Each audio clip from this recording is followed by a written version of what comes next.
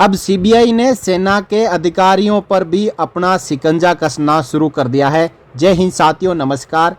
Brigadier समेत 3 सैन्य अफसरों के लखनऊ स्थित निवासों पर सीबीआई का छापा, भ्रष्टाचार के लगे गंभीर आरोप। आपको पूरी खबर बताऊंगा मैं।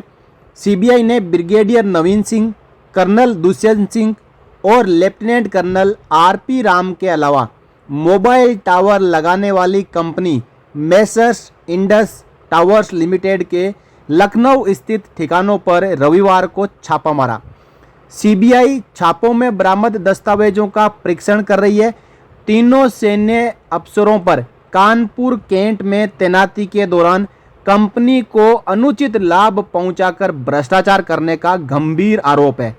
सीबीआई लखनऊ की एंटी करप्शन ब्रांच ने brigadier Naveen Singh, colonel Dushyant Singh, lieutenant colonel RP Ram और मेसर्स इंडस टावर्स लिमिटेड लखनऊ के खिलाफ 1 सितंबर को आईपीसी की धारा 420, 120 बी तथा भ्रष्टाचार निरोधक कानून 1988 की धारा 32, 31 डी तथा भ्रष्टाचार निरोधक कानून 2018 में संशोधित की धारा 7A के खिलाफ 7A के तहत एफआईआर दर्ज कर ली है। इसकी विवेचना इंस्पेक्टर आशीष कुमार सिंह को सौंपी गई है। यह प्रकरण तीनों अफसरों की कानपुर कैंट में तैनाती के दौरान का है। पहले अभियुक्त brigadier Naveen Singh station commander के तौर पर कानपुर कैंट बोर्ड के पदेन अध्यक्ष थे, जबकि दूसरे अभियुक्त लेफ्टिनेंट कर्नल आरपी राम उनके स्टाफ अफसर थे और तीसरे अभियुक्त कर्नल दुष्यंत सिंह कानपुर नगर के स्टेशन हेडक्वार्टर में तैनात थे। बस फिर क्या था, मिल बैठे तीनों यार, आप, हम और आगे आप जानते हो।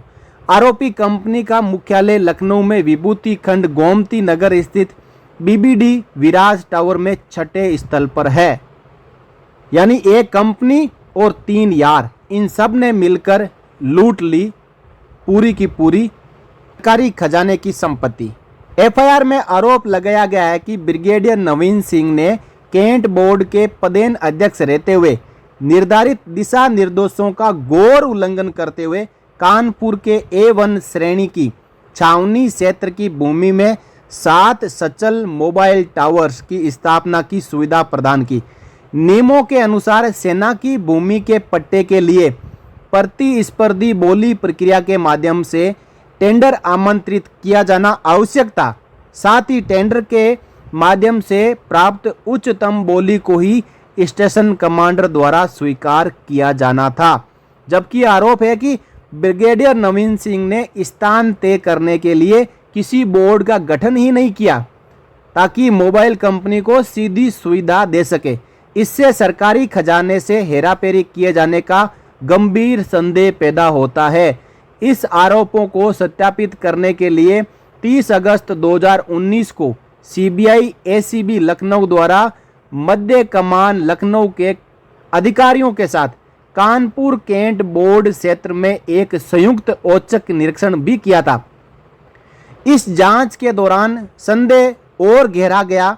जांच के दौरान यह भी सामने आया कि एयरटेल और रिलायंस जियो इन्फोकॉम द्वारा प्रस्तुत प्रस्ताव पर ध्यान ही नहीं दिया गया और झूठी रिपोर्ट उच्च अधिकारियों को भेज दी गई है।